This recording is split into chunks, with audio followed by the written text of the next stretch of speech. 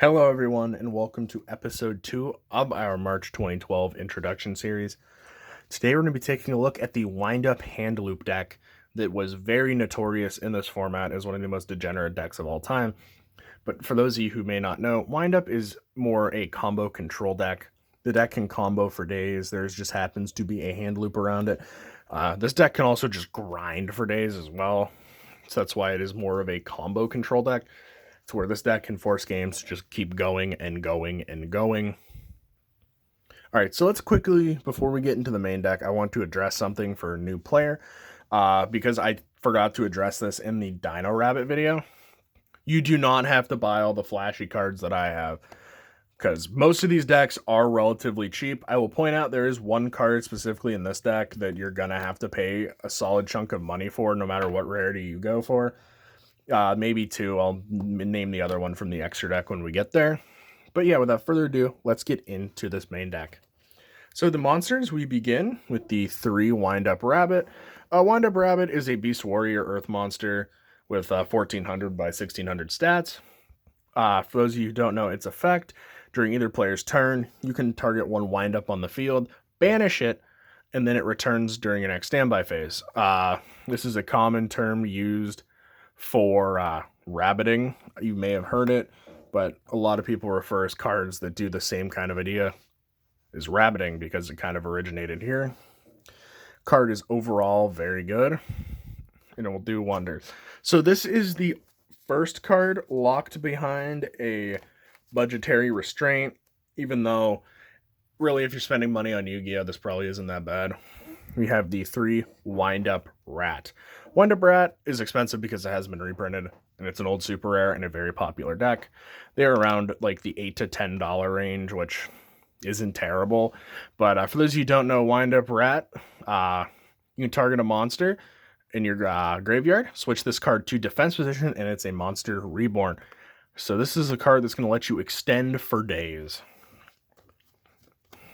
One of the more integral cards in the deck is the 3 Wind Up Shark. Wind Up Shark is such a combo enabler. When a Wind Up is summoned, you can activate this card's effect in hand and special summon it to the field. Its other effect is you can either increase the level by 1 to make it a level 5 or decrease it by 1 to make it a level 3. This just makes easier access to your rank 3s, which are staple, but it also makes your rank 5s in the deck readily usable because there are a couple of rank 5s in this deck that I think are very powerful cards. The next Wind Up, I'm playing 2 copies of Wind Up Magician. And I know someone's probably going to scream, why are you not playing 3 because you're playing the hand loop? Because here's the thing. If you're playing against an opponent who has an out to the hand loop, I'd rather have the ability just to sit that turn down and then turn into a control deck or combo to OTK them. Along those lines, playing 3 of this just means you're fully invested into the hand loop. I'm not saying this card isn't worth it, but it is key for the hand loop. Because I'm a good player, for those of you who don't know, when the effect of a Wind Up monster is activated, you can summon a Wind Up from your deck. And now we have our friend known as the culprit, Wind Up Hunter. For those of you who don't know, Wind Up Hunter is a card that is keeping Wind Up carriers and Mighty banned in the modern game when they could just ban this card and we can have funny modern day Wind Up combos because I'm sure they're really wacky. But for those of you who don't know this guy, you contribute another Wind Up you control to send 1 card from your opponent's hand to the graveyard. Remember, that's important. It sends, not discards, so a couple of key decks won't get card effects. That is it for the Wind Up package. Next, we're going to get into the standard stuff. So we have 3 Tour Guide, Sangan. Just like I said in the Dino Rabbit video, it's just there to access your rank 3 toolbox. But Sangan is much better in this deck because it can search the entirety of your Wind Up package except for Hunter, which you don't want to search this card anyway.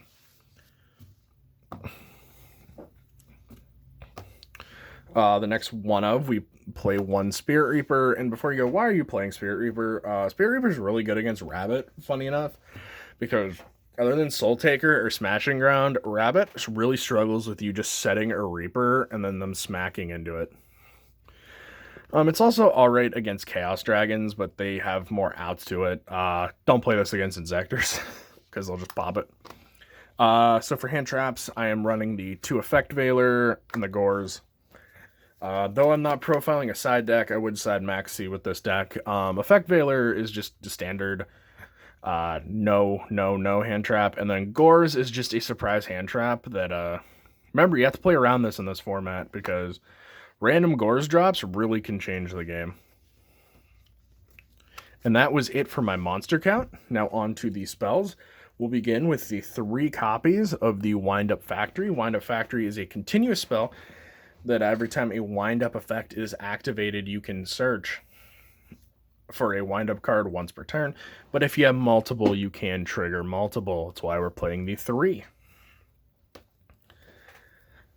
3 MSTs. Again, just like I said in the route video, a bunch of back row decks exist in this format. MSTs at 3. There's no reason not to. So, either loved or hated card in this deck, we have the 2 copies of Instant Fusion. Instant Fusion is just such a good extender because it lets you either access your rank 3 or your rank 5 toolbox by being able to Instant Fusion out certain cards. So it's actually very strong. 1-up spells, so Mind Control, really good in this deck because you take your opponent's wind-ups or just another level 3 to just combo off with it. Book of Moon, because it's Book of Moon. Pot of Avarice. This card's insane in this deck. If you open Shark, Magician, Avarice, you loop their hand and end on Mr. Unlock the Shock. And then, of course, for the last 3 spells, it is just the standard trinity from the last video of Dark Hole, Heavy Storm, and Reborn. So the trap lineup is a bit more simplistic in this deck. We just have the 2 Warning, the 2 Torrential, the 2 Bottomless, the Solemn Judgment, and then this deck plays Mirror Force because sometimes this deck will just end on a very unimpressive board or unmenacing board, and your opponent might think, oh, hey, this is my chance to kind of go all in and go burr, and then you're like, Mirror Force, and they're like, crap. Yep, I know that's a quick explanation of the trap count, but I think it's very standard. So now we're going to quickly get into the extra deck and go over the key cards in there. So let's begin with the 3 copies of Wind Up Carrier Zen Mighty. Zen Mighty is also known as Party Boat. So if you were playing the format or playing me, and you'll see me referringly call this Party Boat. So this card is insane. It takes 2 level 3s. So Tour Guide makes this if you need to get, if you're just missing like 1 piece of the combo, you can't get there. You can detach one material, summon a Wind Up from your hand or deck, and then when a face-up Wind Up is on the field is destroyed and sent to the graveyard, you can detach material and add that target to your hand. I mean, like, that effect is solid, though it doesn't come up as often as you might like. Yeah, we play 3, Party Boat. Single Wind Up Zen Main, same reasons we said, had it in the last one. Leviathan Dragon, just as a beater. We have the Acid Golem, the Tempo, the Leviair, which actually comes up more than you would actually think in this deck. But I always like Leviair because you can take like something from your opponent's graveyard to make an extending play with it. Or take one of your opponent's windups, which can happen. And then the final rank 3 in this one is Giga Brilliant. Since this deck is more likely to just make a giant board, Giga Brilliant's actually really solid because, you know, you can boost all your guys by 300, which, you know, you boost a Leviathan to 28, you boost a Acid Golem to 33. I mean, he becomes a 21 beater. You know, you might have, like, you know, Utopia out or whatever. So on to the rank 4s.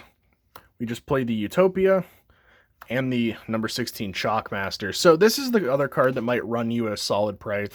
Last time I looked, the supers were creeping up to that $10 range. The ultras are far more expensive now. But for those of you who don't know, this card's hella banned. It is a rank 4 light fairy monster that requires 3 level 4s to summon it. Once per turn, you can detach 1 Xyz material from this card. Declare a card type, monster, spell, or trap.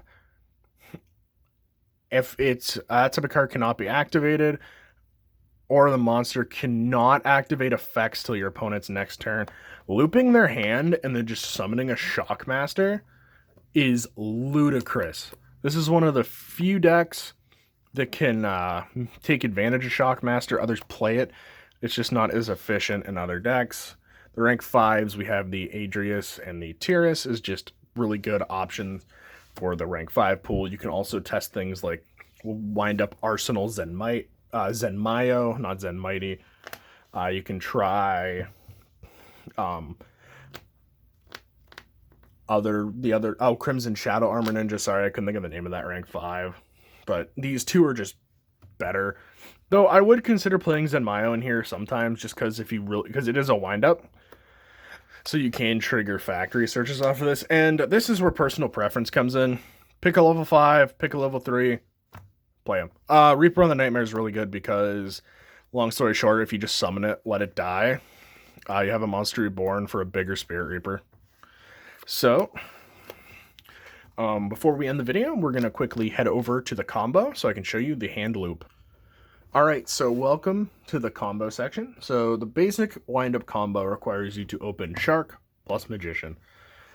This combo is very simple. Obviously, we're going to play with this assuming our opponent has no hand traps. And remember, if you are going first, in addition to these 2 cards, you are going to have 4 other cards to work with. So your end board can fluctuate by those other cards. I just use the traps. So that's still actually a solid opening if you open like this and like a few trap cards. So yeah, so what we'll begin by doing is normal summoning Wind-Up Magician. This in turn will allow us to trigger the Wind-Up Shark in our hand because a Wind-Up monster was normal summoned or special summoned. We will then summon this by its effect. This will in turn trigger our Magician because a Wind-Up effect was activated. With this, we are going to summon a second Magician, and then we're going to use the Wind-Up Shark effect to decrease him to level 3, which will then trigger our second Magician to bring out the culprit known as Wind-Up Hunter. Like I said in the video, you contribute a wind-up in order to send a card from your opponent's hand to the graveyard. So we're going to use this dice here. So we're going to use this effect, send our Magician to the grave, 1 card out of their hand. From here, we're going to go into our extra deck and summon our first Wind-Up Carrier Zenmighty. We're going to detach the Hunter. That's important. Just set him up there. And off the Zenmighty, we're going to get our first Wind-Up Rat. Wind-Up Rat will then trigger. We'll use its effect to reborn Hunter. Hunter will then tribute the Zenmighty to rip card number 2. Then we will repeat and go into Zenmighty number 2. We'll then detach the Hunter, get another rat, whoopity-doo, tribute this. That is your 3rd card. You will then overlay with these 2 into your 3rd and final party boat, or Zenmighty.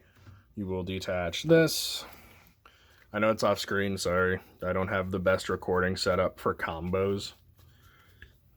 But we will then summon our 3rd rat.